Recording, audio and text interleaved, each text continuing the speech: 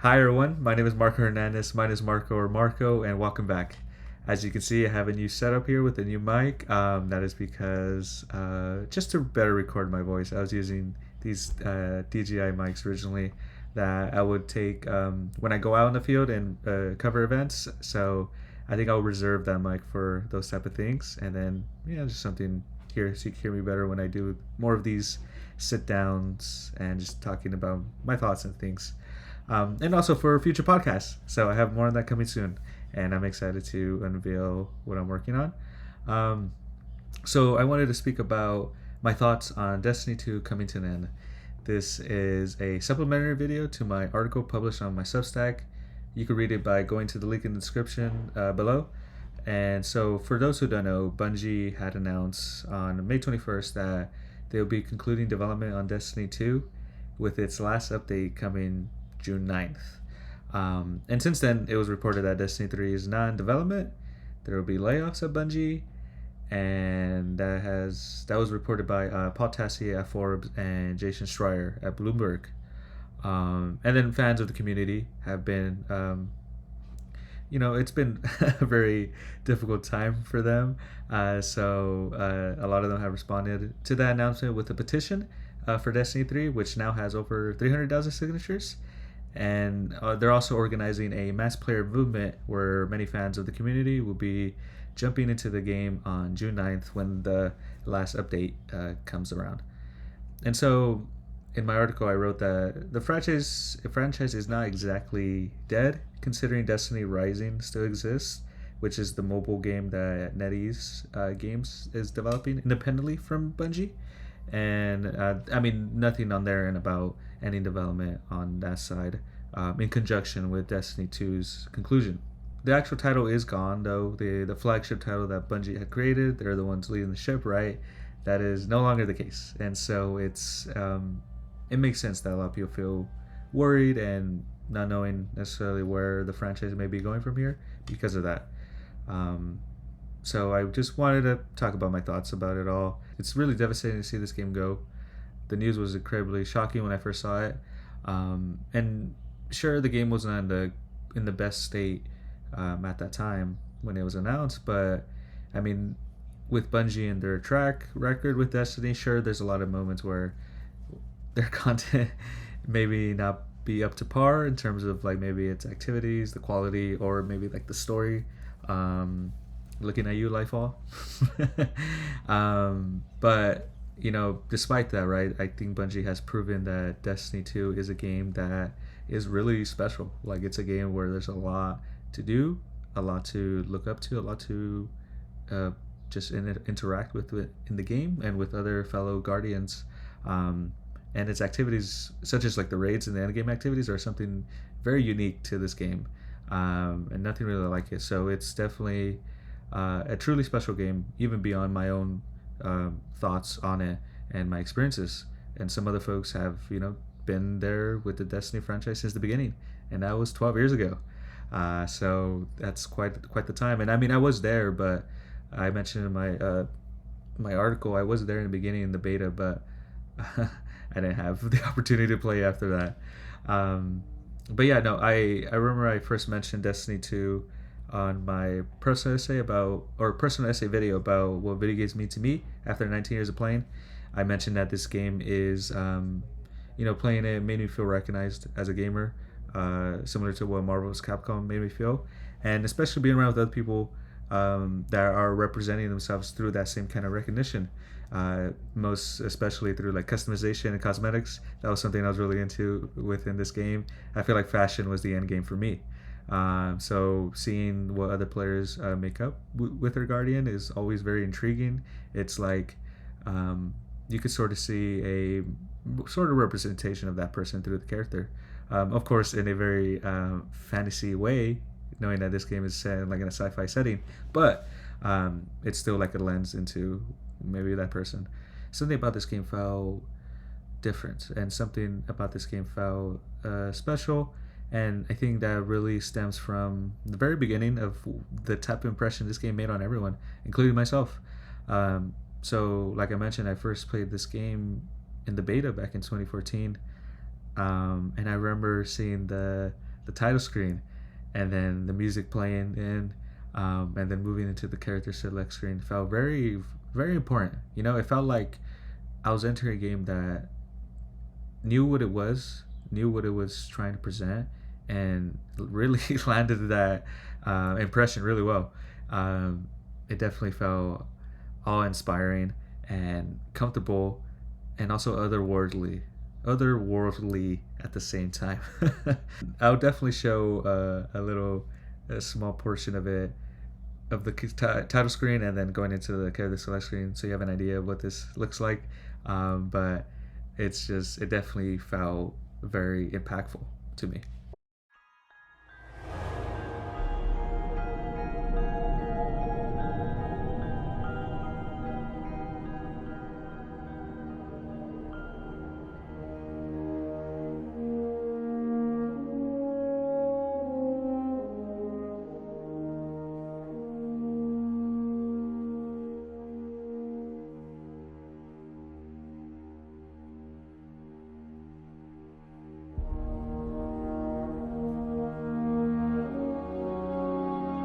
There's a phrase in this game, and a phrase that is directed towards players and what it means to be someone in the Destiny universe, or also just something you could take into your own life, is that Guardians make their own fate.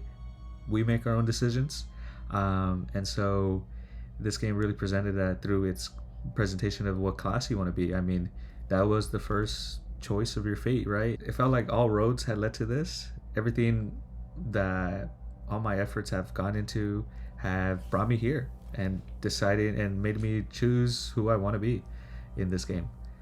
I mean, I don't know. I mean, maybe I'm thinking too much into this just because it's just a character select screen, but like, hey, it really made that kind of impression. And it's like, even just in the beta, within those few moments, it made the game so much special.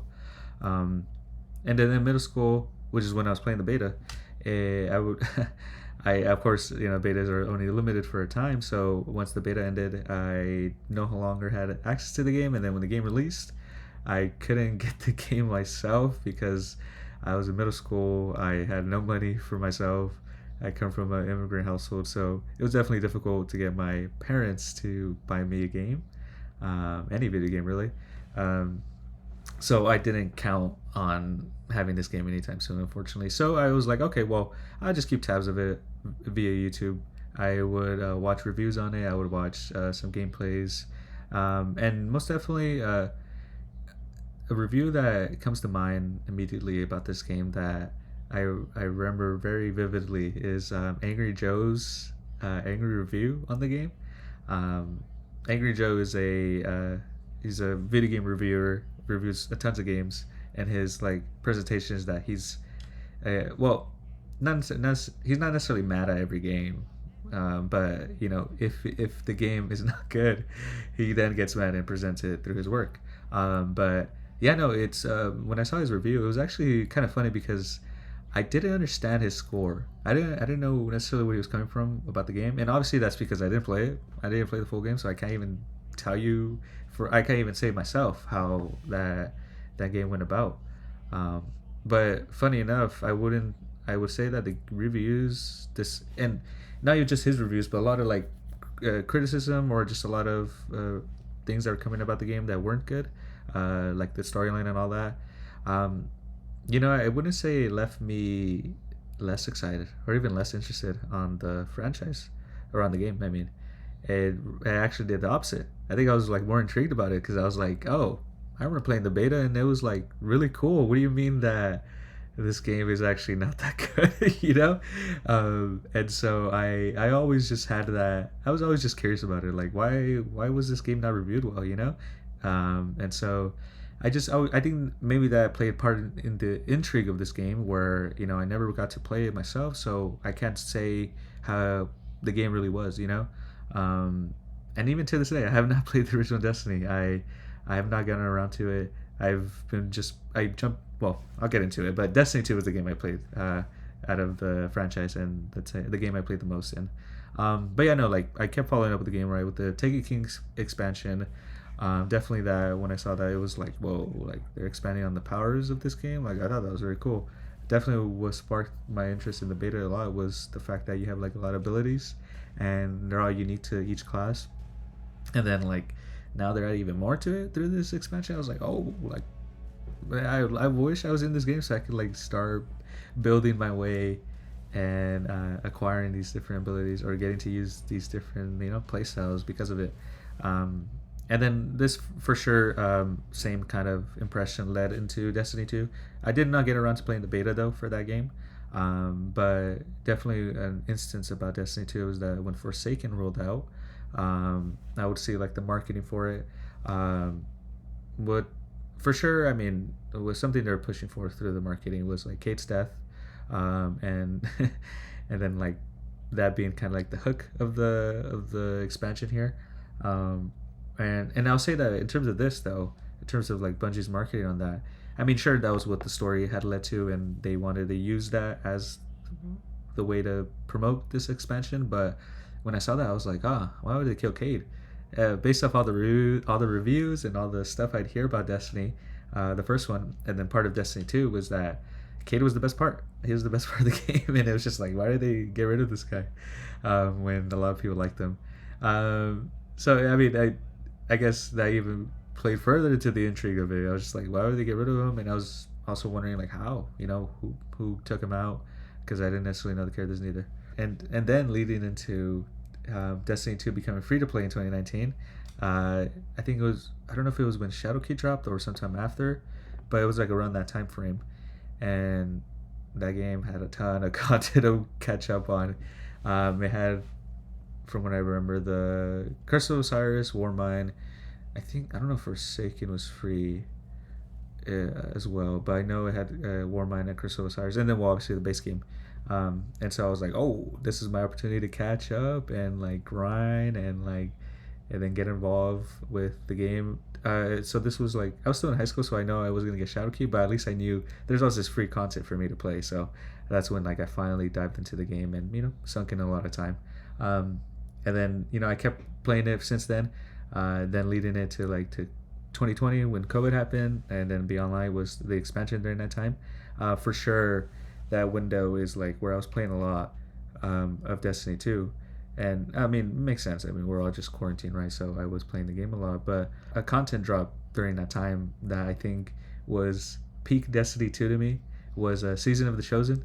The Season of the Chosen was like so freaking cool. It was, I remember it being like a really good story, developing the character of Crow and his relationships with, I mean, the whole everyone, right? Because he's involved with Kate's death, and so exploring that, and then on top of that, with like the exploration of the Cabal through Kaido and her backstory, it was like, oh wow, like this is like when I think the story was like intersecting so many things together, because the expansions in the past were like kind of one-offs, you could say.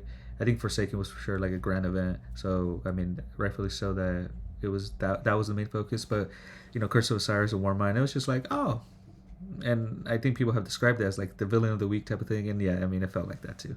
But Season of the Chosen was different here, where it felt up to that level, right? Where maybe sure this is like an event that's happening, where there's a villain of the week, or I guess in this case Kaido, a opposition going on. But it was like one where I was like, okay, this is happening, but there's also these other things going on at the same time that are expanding into it, and then involving other characters too to further flesh out its world. And it was like, it's like when the game, I feel like, knew how to utilize every character in its arsenal, every type of tool, every type of activity, and then even add to it. I guess, and to some extent, maybe part of the reason why it was good is because the online took away a lot of content, so like there was not much to play for a lot of us.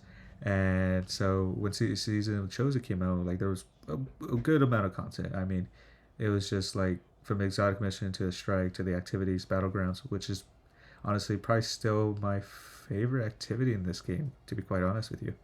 And it's just like it I was playing that game a lot during that time. And actually, it's not the season I put the most hours in, but it is for sure the one where it was like, oh yeah, this is it. I I know I'm going to be putting a lot of time to this game, and this season proved that. And so it continued on from there. Um, and then overall, I mean, I would get into the other content and stuff on there, but I mean, I'd be here forever. Um, but overall, I would play this game solo, to the point where I did like a few solo flawless dungeons. Um, because like I mean at that point I was like, all right, I'm just gonna go all in being a solo player. And yeah, none of my friends ever were ever into the video game as much as I was, and even when some of my friends were into the game, that was back in high school, and I didn't even have the game at the time, so I did not have the opportunity to play with them. And then, well, when I actually did, I mean that was when like none of them were really playing it. However, I mean I did come across some folks I ended up meeting through this game. Shout out Timbuktu and Carson. I think Echo Storm is his username. Great guys I met through this game, and they're always fun to play with. I mean, very skillful players, I'll say, but ones that I think like these were like my Destiny guys from time to time. I still definitely dedicate a lot more time to being solo, but it was always fun when I got around to playing with them. You know, it's funny because even though I enjoyed the game for what it was, and for what it presented, there I would always like imagine where this game could improve or the areas they could expand on. This is like, it's kind of funny. I think this is like the only game that I thought, uh, I guess not. I wouldn't say I thought of it as a developer because I don't have the experience of a developer. I can't say I know what it's like to be one, or how I could implement what works or what doesn't work, or whatever. Um, but it was like a game where I was like, oh man, like I could think of maybe the directions they could go, some ideas that could would be pretty cool if made possible. One of the things I always thought of was like, this is probably a funny concept, once you think about it some more, but if raids had like a PvP aspect to it, and you know, in the raid, right? Maybe there's whether it could be like an AI controlling an evil guardian, um, or having some kind of some form of matchmaking where other players can be involved and be the enemy guardians.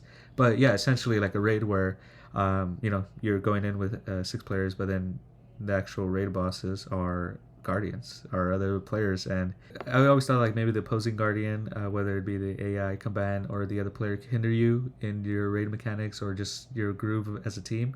Maybe it could take a player out of your team every so often to 1v1 them during a raid mechanic or a raid a phase, and would be pretty funny because it's like, oh crap, they took them, and it's like they have to like try to take out the other guardian as quickly as they can so they could come back. And it was like just little fun things like that. A test of both PVE and PvP skills at the high end, right? And trying to balance like what's the kind of loadout you want to go with at that point. And it's funny because like I think what Destiny fans are thinking watching this is that it sounds like what I'm describing is Gambit. And I mean, yes, I could see what you mean by that. I mean, it does almost sound exactly like it. Um, but I mean, I think it could be different. It could be different for sure. Speaking of Gambit, I genuinely like this mode. Okay, like I know it's not praised as much as some of the other activities in the game, or not even played as much as well. Um, but I mean, like I love the concept of it. I think maybe that's where I got the idea of this raid thing, where it involves other enemy guardians. But it was just something that, like, it was just a ton of fun. Like to balance out the enemy combatants, but also be able to invade the other players or them coming to you, right? Making the situation fighting the enemy combatants even more intense because there's another player in the field. Part of the reason why a lot of people didn't want to play this mode is because of like its balance. Um, because like, you know, people could go in with broken guns, and it was tough for Bungie to balance out because it's a mode where it included both PvP and PvP. So Bungie was in a weird situation of like, um, how do you separate the balance of those weapons within that same mode that involves both PvP and PvP? And I guess you could say it's more PvE aspect than a PvP mode, but even then. And so it was just like, you know, but you know what? Despite that, though, you know, screw it. We ball out in this mode. You know, we just go all out. If they want to use the Xenophage, so be it. I'll pop the toaster Yoden and use that as well, or just some other broken weapon at the time. It was a game mode where it was just like, yeah, like we're just gonna go off, like it doesn't matter. Whoever you use everything you can to cheese the other enemy or cheese the boss, right? It's just like whoever gets to beat the boss at the end and win the match. So um, it's a funny game mode in some instances, and it can be frustrating. I understand that, but it's just like, what, it's part of the chaos. It's just that's just how it is, and it's just like, hell yeah, let's go all in about it. I mentioned some of it, but definitely what made Destiny really special were the end game activities like the dungeons and raids. Those activities were definitely like the top tier, very intense PVE modes involving the testing your limits in like fighting combatants and PVE enemies, and also with boss battles, with damage phases, and then the raid mechanics, puzzles, and understanding the different rules of each raid, and trying to communicate all of that through the 6 player mode. I unfortunately did not get around to playing all the raids. As I mentioned, I was like a solo player a lot of the times. And I know this was an activity that required like a dedicated at least a couple hours. So I didn't have necessarily all the time to do this. But for the times I did get around to playing some raids, it was just a ton of fun for sure. Understanding some mechanics and being part of this in game activity, like it really, being in those situations, even coming off of what I mentioned of choosing your own fate from your guardian, like it's like after that, it's like it brings you here where it's just like now this is where you shine, right? This is where the best you comes out, the best guardian version of you. Of the ones I did play, I did use Fireteam Finder or Search for Groups social option that Xbox offers, and it was definitely nerve-wracking to these play with these people in these type of spaces, because I mean I didn't have that much experience playing raids, and I didn't have like complete knowledge of the mechanics, and I would always have like my phone right here with me as I play the raid, and just look at the guide as I go to help me understand it some more. I definitely, like, if I know I want to dedicate the time to play a raid, and I will try to make sure in advance I look at the guide and understand what to do in this raid, so I won't go in there empty-handed. But despite that, right, despite maybe my lack in knowledge and experience, I still had a good time. There were some great people in the teams I was playing with, people shepherding or just people helping out. And I really appreciate them, providing that kind of experience to me. And I mean, I could keep talking about the Destiny game forever at this point, but like, it's, it definitely felt more than a video game. It created a space for many people to come together, feel recognized in various ways, to present themselves as a guardian. And for me, it was just something really special where I was just like, this is who I am. This is how I'm going to design them. These are the types of weapons I want to use that maybe sometimes are not the complete meta, but ones where I was like, yeah, these are like, this is my loadout. This is my favorite weapon. What made the game definitely different from other MMOs or RPGs, besides like the end game activities, and I mean those type of games also have stuff like that, but definitely Bungie's like FPS magic, the way they do their first person shooter games are definitely incredibly special. Always feel good to play, since the Halo days, and in a way, usually the type of way I describe this game, and I mean it's maybe not exactly, it's not the best description of Destiny, but it's like playing Halo but with superpowers. You just have like a bunch of superpowers on top of the weapons you could use, and then the fact that you could like have a ton of weapons that you can choose from and build your character in different ways. I definitely understand where fans are coming from in terms of how they feel about Destiny 2 ending. My feelings are probably similar to theirs, and to some extent, some of those are much more impactful, right? With the news of the game being over, essentially. Destiny, as a whole, is a incredible franchise that has, with everything, with everything I just said about my thoughts on it, it's made quite the impression on me, and it's really devastating to see it go. It's really sad. It's a game that embodied what I believe are like great categories of what makes a game great, but also like, I mean, just it has its faults too, right? But it's the one that, despite that, it was something really special that a lot of us fans kept playing and kept holding on to, and knowing that it could be better, right? Because it has been better, and we always had hope that it could be. Um, and overall, I think one that does connect to us deeply in more ways than it just being a good game. And that's what makes Destiny, and my time playing Destiny 2, so special, and why this announcement of the development ending is such an impactful thing. Okay, I think that's everything I want to speak about. Thank you so much for joining me in this video. I really appreciate your time. Like I mentioned, this is a supplementary video to my Substack, so you could check out more about the series of events of Destiny 2 coming to an end with my article in the link in the description. You can definitely check that out. But yeah, no, thank you again for joining me.